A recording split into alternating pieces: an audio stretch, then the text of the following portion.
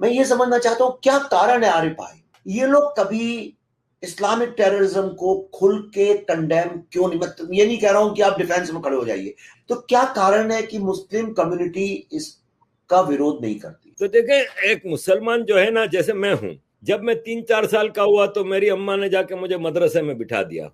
مجھے جو پہلا سبق پڑھایا گیا کہ تم افضل ہو کیونکہ تم کلمہ پڑھتے ہو لا الہ الا اللہ محمد رسول اللہ. یعنی وہاں سے مجھے سپیریئرٹی کمپلیکس آ گیا کہ میں افضل ہوں، میں کریکٹ ہوں، باقی سب غلط ہیں. آگے مجھے سکھایا جاتا ہے کہ تم مسلمان ہو اس لیے تم بہتر ہو، چاہے تم دنیا میں کتنے بھی گندے کام کر جاؤ تم جا کے جنت میں بیٹھو گے. لیکن وویک جی پوری زندگی اپنی خدمت کریں انسانیت کی، کوئی غلط کام نہ کریں، لیکن وہ جائیں گے جہنم میں اس لیے کہ انہوں نے صرف کلمہ نہیں پڑھا. یہ آ جاتا ہے دماغ میں.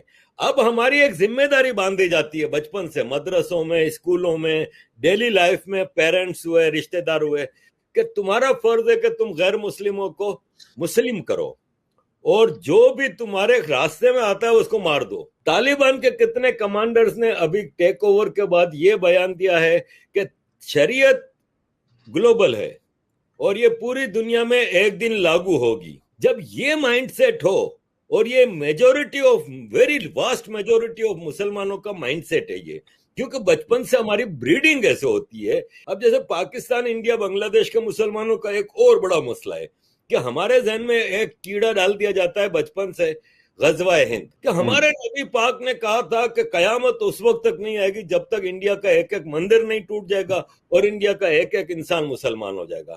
اب ہم بچپن سے ایک خواہش لے کے چلتے ہیں، چاہے ہم انڈیا میں رہتے ہیں، پاکستان میں رہتے ہیں، بنگلہ دیش میں، کہ بھائی صاحب انڈیا تو ہمارا ہے، اب یہ جلدی مسلمان ہو جائیں تو ٹھیک ہے، نہیں تو ان کا قتل عام کرو.